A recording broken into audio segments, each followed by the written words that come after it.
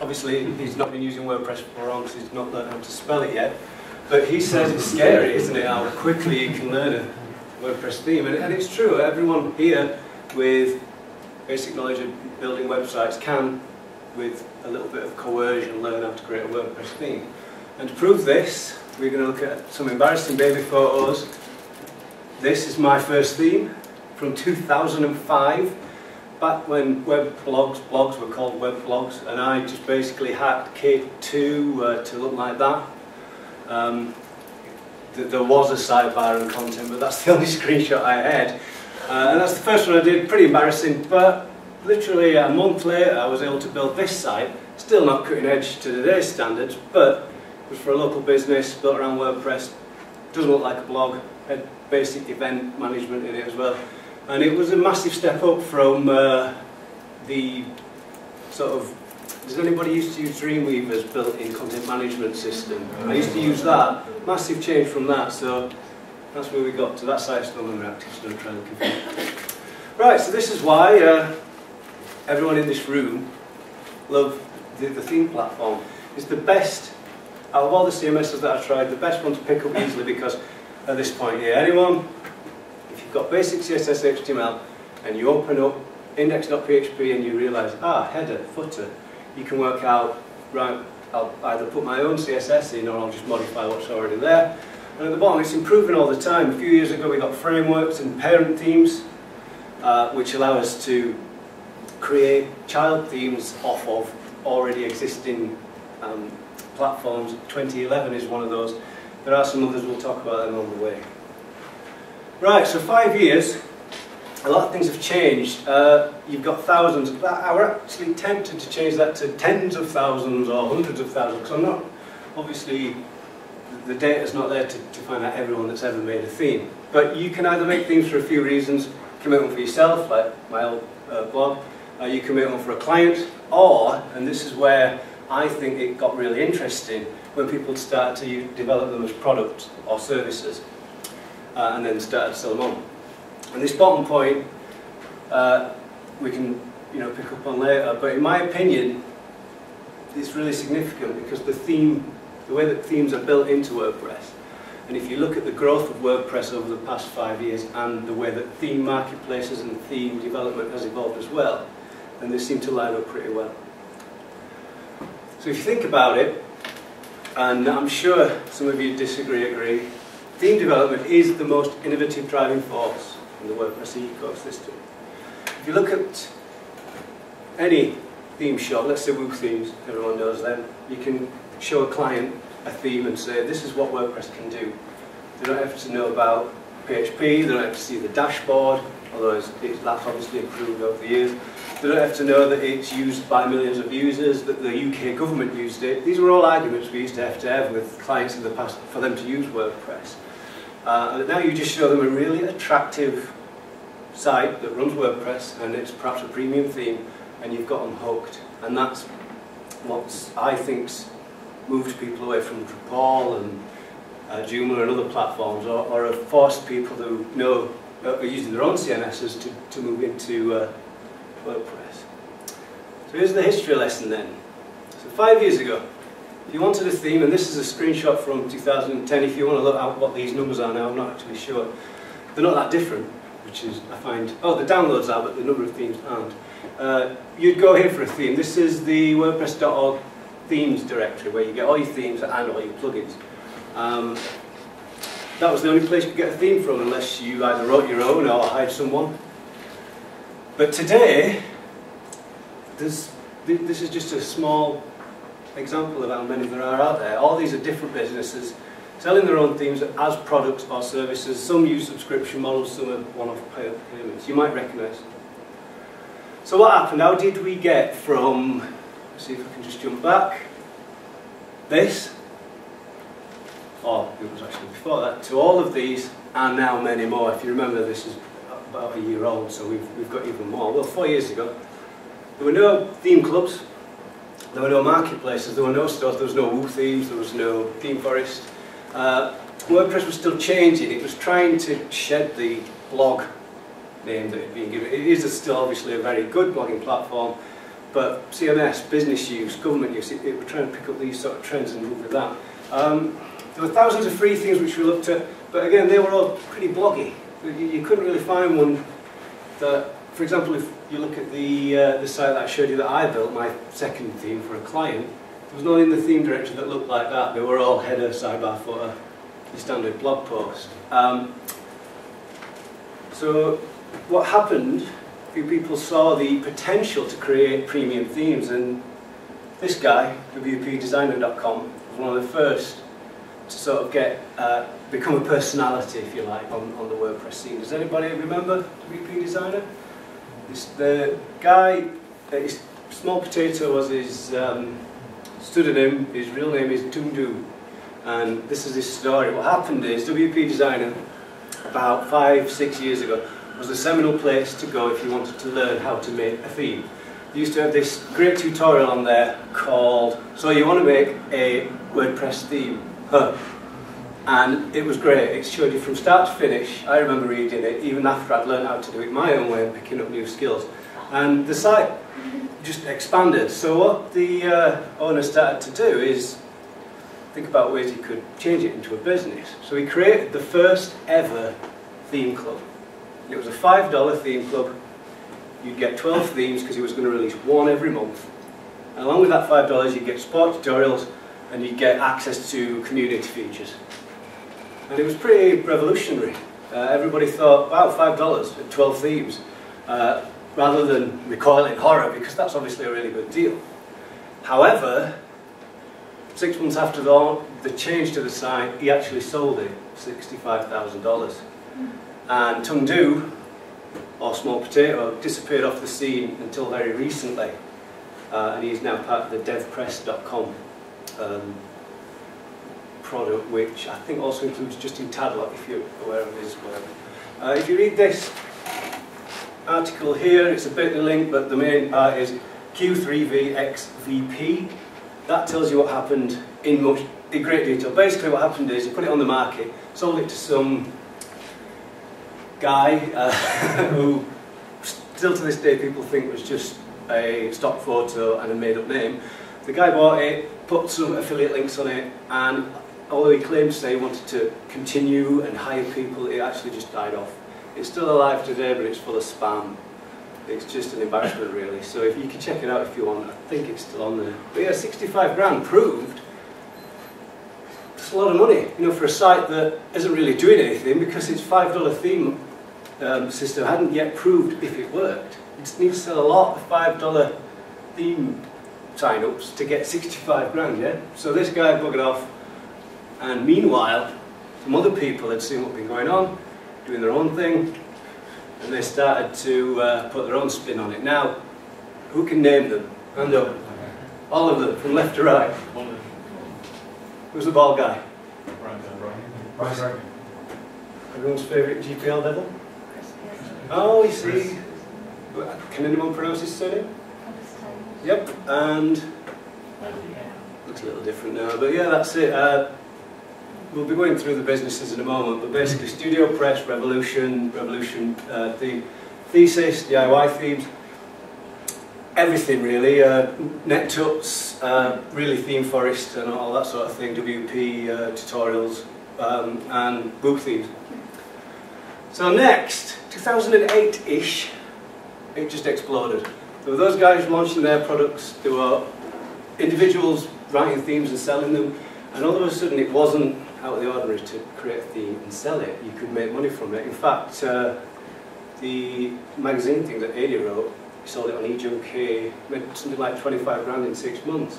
People were really buying them, and from being a product WordPress where you could only get free themes, and then all of a sudden people were willing to pay decent money for the themes. Obviously, a lot of real businesses grew out of that. So we're going to look at each one of these 4 businesses and see how they differ. First one, Studio Press, Brian Gardner's model. This actually started after a brief spell as the Revolution system, or Revolution theme, where he released a theme called Revolution, and he was giving it away for free and charging for support.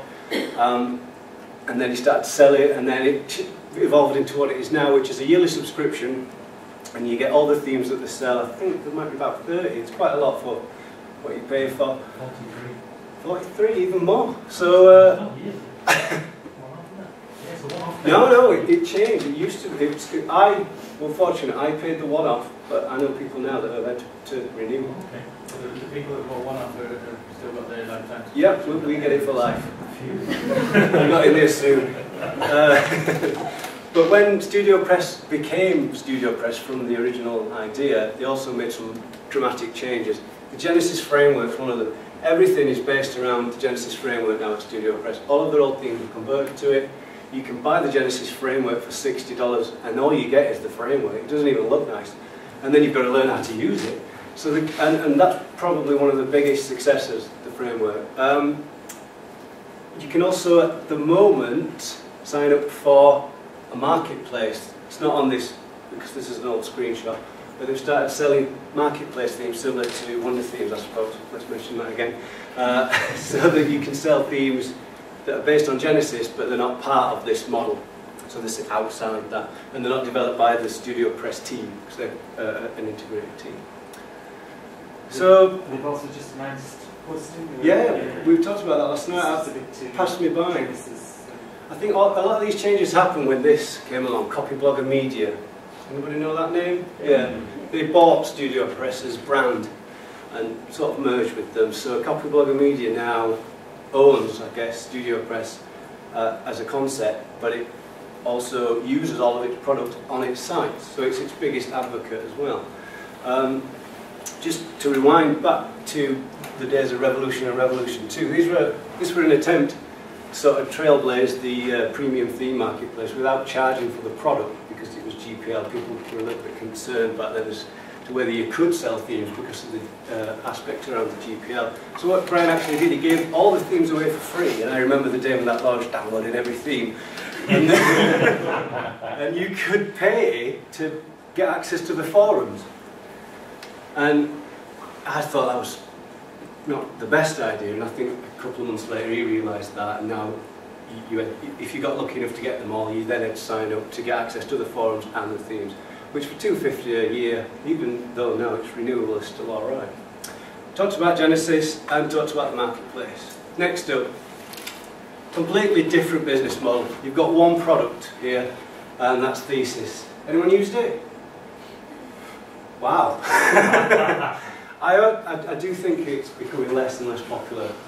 It did, at one stage, really sell itself, and probably rightly so, as a really great individual theme, because you could do things with it that you couldn't with others. It had really good SEO, and it had really good options at the back end where you could change things like the typography and the background colour. But it is just one product, and there are two models, developer and personal. It's a funny product, really. I've used it once. It doesn't, it creates its own, it is like a framework, but you can't have real child themes. It's a little bit strange. And one of the big notes is, for a long time it was closed source. So Automatic, or the WordPress Foundation, really grinded against them, saying, come on, you can't use our product, which is open source, and then coin off it like this. So eventually they relented after a wonderful interview between the founder of DIY Themes and Matt Mullenweg, which you can find on the web. Mixergy.com, I think, is the site, but they might have locked it down because they're on a subscription. But now it's open source, you can buy just like the others, and I don't think it's harmed the business in any way. But the major selling point is still, and I get this when clients come to me and say, we want to use Thesis, is because they've fallen for this selling point, which is advanced options. A novice can use it to create a really nice looking site, and it's got great SEO. It's really well advertised, it's got a great affiliate platform, so that's where they came from. Now, Woo Themes, everyone seems to know this. I think they've been mentioned 3 or 4 times today in presentations. AD Rockstar, or AD Paneer, he developed the premium news theme, which is what I talked about earlier. He sold it on eJunkie, made quite a lot of money in a very short amount of time, and then thought, what can I do next? Started Woo Themes with a couple of other guys, and they were the first people to have a theme club. But look how dramatic, well, sorry, since WP Designer, but the dramatic change in pricing. So £5 a year for WP Designer, now it's $15 a month, plus an initial joining fee of £125. It seems like a lot, but we've got a lot of people that pay it, because every month they throw out, I think they're over 100 themes maybe. So every month they get a new theme, and they've got excellent support for them, quite a lot of staff, and they're a bit of a big brand, I guess, in the theme arena. Everyone is not talked about them. Some of the notes about them: the first theme club. Recently they released WooCommerce, which is an e-commerce package, and now it's actually a free product, but they're selling add-ons. So you pay $50 for a theme that works with it, or you pay $50 for a different type of PayPal gateway. Again, when they launched, they were locked down like Thesis, but they opened up, signed up to GPL. And just an idea about the money involved: first 2 years they made around $2 million. That's an interview with AD. Pretty amazing, really. I remember listening to that interview, and my jaw must have perhaps just fell off for over 2 years, and the way that they were just so blasé said it, oh, about $2 million. It really proved, I guess, those sort of figures, that there's some serious money to be made. So finally, Theme Forest, everyone's least favourite marketplace. It's a digital marketplace, but there's no fixed price structure, although $35 seems to be the norm.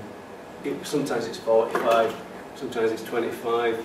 They're a massive site, about 1 million users are registered on it. It's GPL licensed, but you can get extended license. It's a little bit odd. We were talking about this earlier in one of the breaks. For example, you can buy a theme for $35 for your own use, but if you want to use it on multiple sites for whatever reason, it can be up to $6,000 because of the way that they've created this regular and extended license. If I'm honest, I don't really understand how that works with GPL, but maybe someone can enlighten me. If you sell themes, if you're a vendor, this is the kind of money you make. Basically 40 to 70%, depending on number of sales and how high quality your theme is. It's a small part, actually, it's probably the biggest part of a network, come to think of it. It also sells Flash, images, PHP, there's Code Canyon, where they sell plugins, and there's some serious money to be made. Again, this is an example that I pulled off when I did the talk before. They did nearly 3,000 sales and earned over $100,000. Also, one thing to note about Theme Forest that I haven't added to this, but realised when I was checking online, there's more premium themed in Theme Forest for WordPress than there are free themes on WordPress.org now. So the tables have really turned, because if you add all the themes that are on Theme Forest and also StudioPress, Blue Themes and all the others that we've talked about, there's more premium themes now than free ones. Well, free ones that are registered on WordPress.org at least, because there are still free themes available on certain marketplaces. Some more success stories. I got these figures from this site here, themeforest.com/winter-WordPress, which was their sort of marketing campaign to say, come and sell your stuff with us, you'll make a bucket load of money. And they said, display theme makes 28 grand a month, London Creative 7 grand a month, another one 7, and all these figures are listed on that, and it basically bigs itself up and says, come, since when did web designers start earning that kind of money? What it doesn't say is they take 70% of all that, so what you're left with is still alright, come on, it's not bad. But I would stress that you check that out into WordPress. If it's still there, actually, I've not actually checked. You'd think they'd update it by now. So that's Theme Forest, and a recap on the case studies then. StudioPress, subscription-based, really changing its business at the moment. Hosting, marketplace, always probably linked with the copy blog and media, so that's really growing. DIY themes, still just Thesis, but it's a massive product. It might just be seen as one theme, and we've got one user in this room, but it really is huge. Blue Themes, not much else to say about them. They're doing really well. Theme Forest, growing all the time. Rightly or wrongly, one of the major arguments for against Theme Forest is the people like us that tend to work with clients who have purchased themes from here and then say, it's broken my site, what's all these new options? The problem with a marketplace, and obviously I know by trying to run one myself, is what do you let your vendors do? Because some of them run wild and they'll have 1,000 options. Some of them are very measured and realise that perhaps you don't need them. I like the StudioPress themes for that. There's not many features in them, and they're not really designed with much sort of texture or layers. They're really simple. They're good platforms to build upon. And that is pretty much it. So you've got a massive marketplace, and is it changed the world? Probably not. I dwelled on this when I first did the talk. The title was just sensationalist. Has it changed the web? Maybe a little bit. I think the idea now that people can get a website for $50 looking like something on ThemeForest or a Blue theme, that's changed the way that perhaps we have to work as web designers, freelancers, businesses, because they're going to look at that and say, I mean, I know a lot of people in this room, I know I've done it, you'll buy a $50 theme, tinker it, and then sell it back on for maybe at least 10 times more than that. But you've added your time and experience into it, so it's changed that. Has it changed WordPress? I definitely, again, this goes back to what I said earlier, I don't think... Is that completely spelled wrong? Not entirely inappropriate. Yes, it's defiant I changed it. You could tell I added this today. So, if we've got time, we can talk about anyone's opinion on this, but I don't think plugins have changed WordPress. It will enhance the growth of WordPress. I don't think the changes in the back end, Crazy Horse, the updates to the end from 2.5, I don't think any of that's really driven WordPress. I don't think the fact that big people like Number 10 or some of the larger government started to use it. I think, for example, Brazil, it's the biggest CMS in the Brazilian government as well. I think it all can be lined up quite nicely with the growth of really beautiful, really decently priced themes and the idea that you buy a theme and you're also getting decent support as well. So that's that, and we're on to questions. So I'm not sure what time we've got left. We're pretty much at the end, but yeah, there's certainly time for questions. Any opinions or questions? Just an opinion. I think you talked a little bit on Purchase StudioPress. It's not a yearly subscription. It's a one-off. Yeah, it's definitely right. And what that means is that the problem with WooThemes thing is that you're tied into a subscription. They're about to go up to $25 for the developer cost and $20 for the normal. And the problem with that, if you're talking about a framework, you want to have something that you know you can have access to in the future, your clients can have access to for all the updates and everything else. At the moment, if you're starting out in web design, StudioPress represents the most stable, the best supported, and the cheapest option at $250. Extraordinary. And you can buy a theme, and the entire cost of your first theme will come off the $250 if you then decide to get them. Yeah, I did that. And you get 30 themes, continually upgrading them. It's a brilliant company, and to compare them to WooThemes is I think the laws ahead. And WooThemes, by the way, the WP Candy themer competition thing where they have people voting, WooThemes claim to sell a lot, and they are very glitzy and they have their fans, but they came almost nowhere. They didn't even get into the fourth round. So I would really raise questions about just how popular they are and how much money they claim to make. Well, the reason I chose the 4 in the case studies was because they are somewhat different. WooThemes, I think, is if you're on paper, it looks like a real money maker. Because it's a lot of money to sign up, and then it's a lot of money a month. That's why whenever I've got a WooTheme, I've just bought it as a one-off. Because you can do that, but you don't get any support. You don't get access to all the other themes. But you're right, StudioPress I really like. The Genesis framework is really nice. It's simple. I know I was perhaps picking it apart by saying it doesn't even do anything.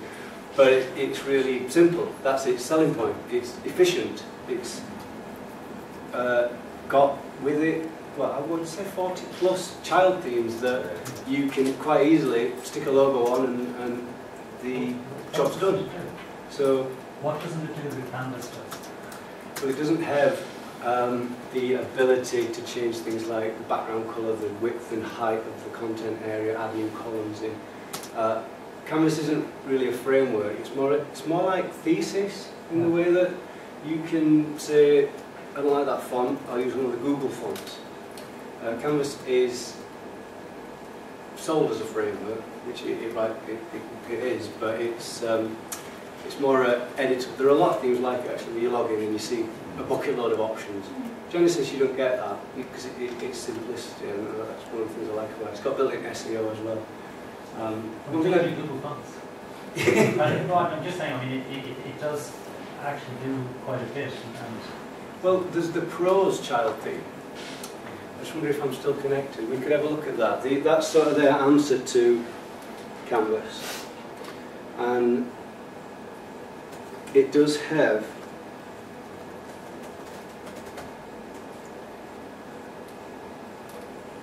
it's not got screenshots. So that's the demo. Unfortunately, it's not going to show you the back end, but in the back end you can change the colour, the logo, the font type, the spacing of the fonts, just like you can in Canvas, but it's scaled back a bit more. It's not everything, whereas Canvas tries to be a little bit more than that. You can add, like I said, new columns, things like that. But Prose is a bit like a better version of Thesis for me. It's got just enough features, but not too many. I can give you an example of a site that I built on that very quickly. This is one of the charity sites, so I'm not. So yeah, basically out of the box you can say, oh, let's have random corners. You can say whether to use a menu system or whether to automatically populate it, different background colour, and that's pretty much it. So, any more for any more at the back? You were asking about the difference in ThemeForest's end-user license agreements for extended websites. Yes, enlighten us. It's great. So the GPL2 that WordPress is under says that all PHP code is affected by it. So PHP code that directly calls a WordPress function or uses WordPress data, it spreads like a virus. It doesn't count to images, CSS, HTML, JavaScript, anything like that. So you can actually, if you want to take a ThemeForest theme and rip out all the HTML, images, JavaScript, and all the rest of it, actually just use the code. That code is yours to use. Yeah. If you use one bit of HTML that they've written, you're in breach of the end user license. Well, what are they going to do? What are they going to do? Yeah, seriously, I mean, if I want a ThemeForest theme, well, that's the thing, isn't it? That's true. So if you take this a step further, so end user license agreements are being argued extensively. Like, so Apple and Microsoft currently using for it. If you open this box, you agree to the licenses in this box that you've not seen, and that's effectively what ThemeForest as well. There's a big case last month where Warcraft did something very similar to someone who built a bot that played the game for you and sued them for 47 million. And it's this little guy that sold 100 of them in his house and didn't realise till 3 people literally kicked in his door and carted him off to jail. So the problem is that it's the joy of being able to be sued in America. Right, okay. And that's what it is. So that's the problem. If they find you, they can't. Well, this is an example. I don't know if you can see that, but it's 1750 for the network, but 35 for the normal. And again, look at the Sorry, does that mean then? I'm slightly confused. The extended license is just as in reselling then, or does it mean customizing, or I don't really. No, the example it gives out of WPMU. So if you have got your own WordPress.com blog sign-up system and you want that theme to be in there for your users to either just use or perhaps purchase as an upgrade, then you've got to pay the extended license. But you can buy the cheaper version and just rip it apart and modify it all you want. But I think if you wanted to do that for another site, you are expected to perhaps buy another license, even though nobody does, because there's no real way to check. But these are the only people that do this have extended licenses that are so different to the regular one. It's just, I think it's just to scare people off. I think obviously there is legal ramifications if you do it, but that change in price just seems so momentous. If it was maybe £300, people might actually pay it, but not that much. So, because I hate comparing it to buying, for instance, like stock photography. where Yes. you know there's a difference between, say, for print, for like maybe for putting on a book jacket or something, than there is for putting on a web page or something. And there is obviously a price hike, but I don't know, in my experience it tends to be a bit more comparable. Those prices seem wildly different. And just for clarity, Studio Press you do get, it is unlimited, but it's $300, it's $50 more. And they do look a little bit different now. So, what else did we talk about? I can get them all. Woo? Not Woo-Foo, Woo Themes. One thing probably worth mentioning is that probably in the last 6 months, WordPress.com have started providing premium themes that you can buy as an upgrade. And to me, effectively, they are endorsing these suppliers. So there's a number of offers from Studio Press, a number of offers from Woo Themes. Effectively, whoever they are introducing as somebody who's premium themes you can buy, it's pretty much a huge endorsement from Automatic. And certainly, ThemeForest hasn't featured anybody from ThemeForest hasn't featured yet, but Woo Themes and Studio Press as suppliers as well as a couple of others. Are there any quality stamps on an individual theme for the outside? There's no... None at all, no. And to be honest, most people who use a theme just want to know it looks nice. Very occasionally want to know it does lots of fancy things. And it's only those geeks who actually care about what it looks like under the hood. Whether it kills it still brings their sites to a grinding halt because of So, I think that makes the marketplace though.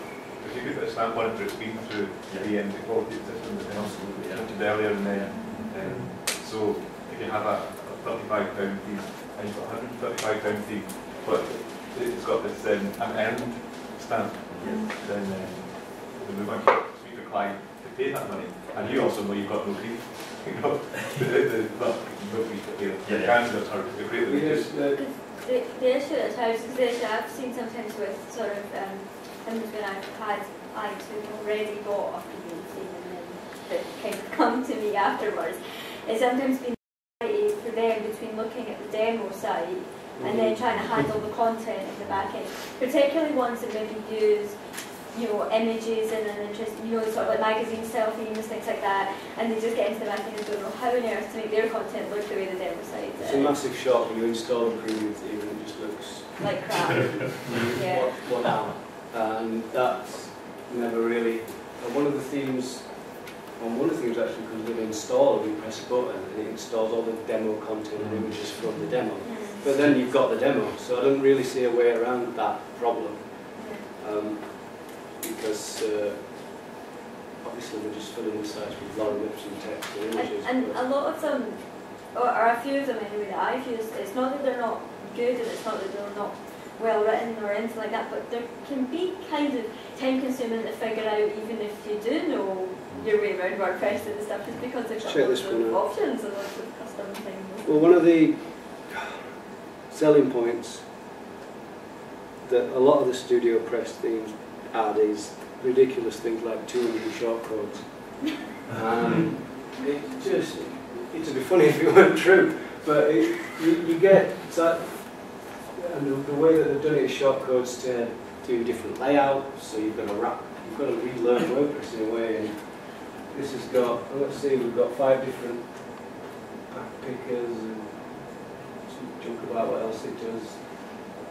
Interactive design. So if you buy this theme and you want your site to look like that, then great, but making it look a little bit different might be more of a challenging thing. Transform from black to white? A chicken to a sofa. So yeah, features, shortcodes, hold your breath. Let's see how many this one's got. Come on. Not that many. Well, column layouts, this is what I was talking about. So if you wanted to do that, you could use these little shortcodes here, like 1-4, and then it'd be content in between it. Which is a great way around, you know, something like advanced custom fields, which we talked about before, where you might have multiple areas, and then bring that together in a template. But for an end user, that's just What's the advantage of putting a div with an ID or a class? Well, it's not HTML, and I guess that scares some people. But yeah, it is just saying. Different shaped brackets, that's all. Yeah, So- it doesn't take for an interpretation. We have to remember as well that people have been used to BB codes on forums for a very long time, Yeah. whereas HTML has loads of parameters. So people are very used to actually bold, strong, whatever. And I know it's exactly the same, but it's the same way as saying to Americans that actually English is the same, just with slightly better spelling. They still have spell colour. What's The brackets mention are much pointier and sharper and more dangerous. Yes, that's exactly it. The core, BB code, it's called down. Oh, well, there's the markdown version now, yeah. Yeah, I think that's what they're trying to do with shortcodes, is redefine Markdown. So yeah, I'm not really going to sell this thing. You can go and buy it if you like. I, for a long time, became a bit of a theme collector. I just used to throw money at themes, and not really because I've got a wealth of Woo themes that I've never used, just sitting in a folder on my PC. And a lot of the time you just want to see how they've done something. The problem is when you learn how they've done something, you're always either disappointed or they've done it in such a backwards way that you think, oh, great, and the same with StudioPress. I've got access to all their themes, but I don't use it on my own site. I do like the Genesis framework, but I do find it frustrating when you want to do advanced layouts, things like that. It's a bit of a pain that it's taking things away that you're used to, like theme page templates are really difficult, which if anyone's had experience with that. But yeah, I've got hundreds of them, not from all the different vendors, and it's really just because I was trying to learn the experiences of what support was like, how easy are these things to buy. For example, with Woo themes, you'll have your dashboard, all your themes are there, and if they get updated, it's free upgrades for life. Just little things like that. And obviously they'll come in handy one day. Maybe I'll give them away in the competition. I'm not sure how legal that is. But, going back to this, these are the initial batch of premium things that .com implemented. I think that's the Woo thing, isn't it? Yeah. So that one's headlines, and it's $45. I imagine they did a lot of work with Woo things to get that compatible. Oh yes, yeah. But it won't be the same thing that you buy. No. Pretty on things is the StudioPress one as well. Yeah. $75? Seems a bit.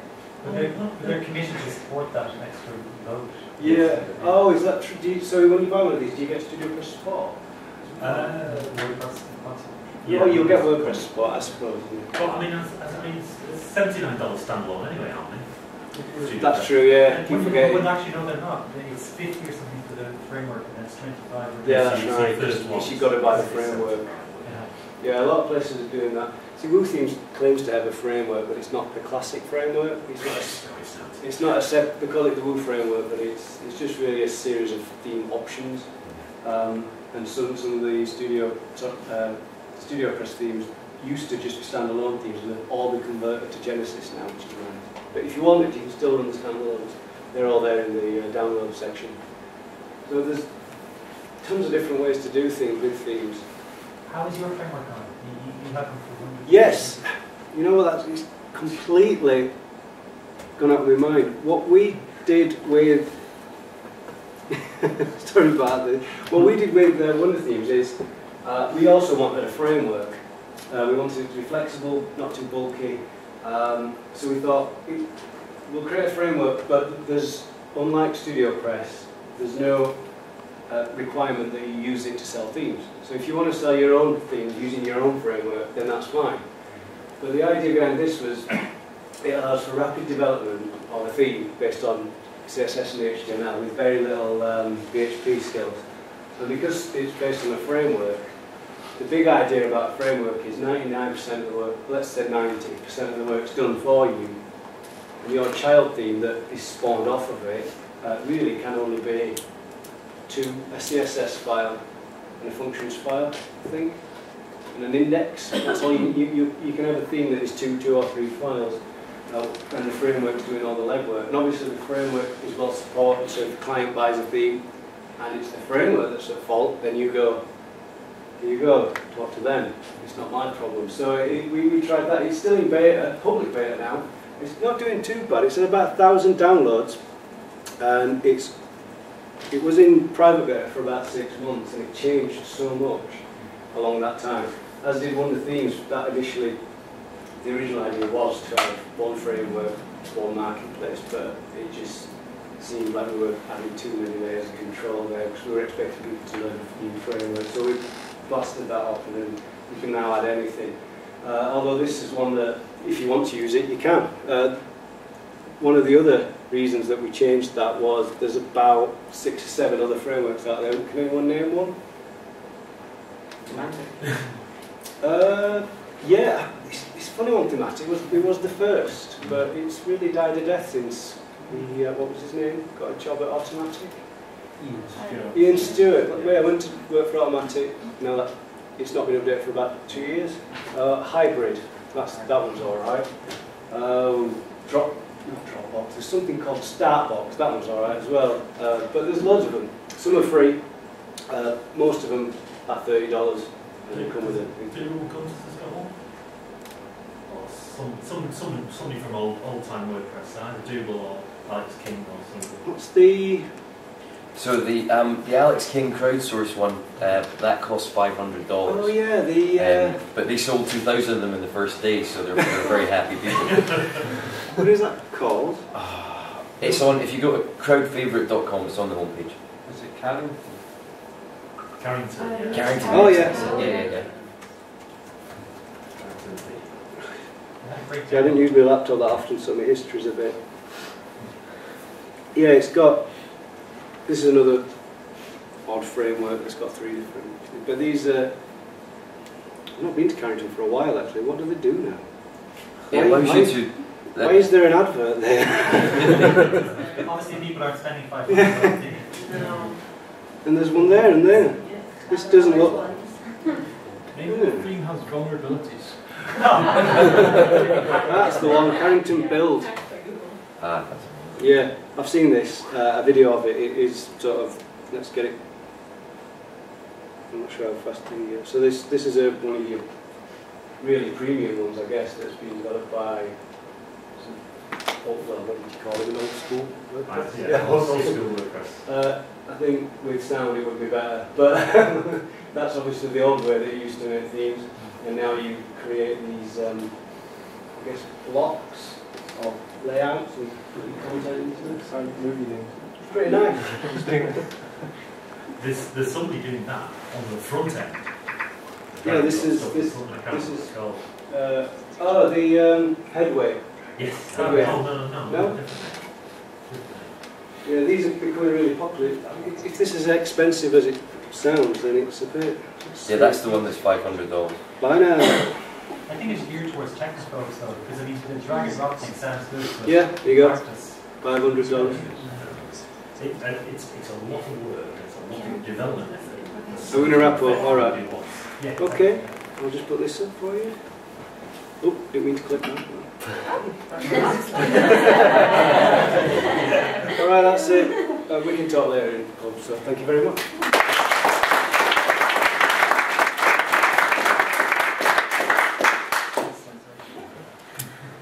Okay, just a few words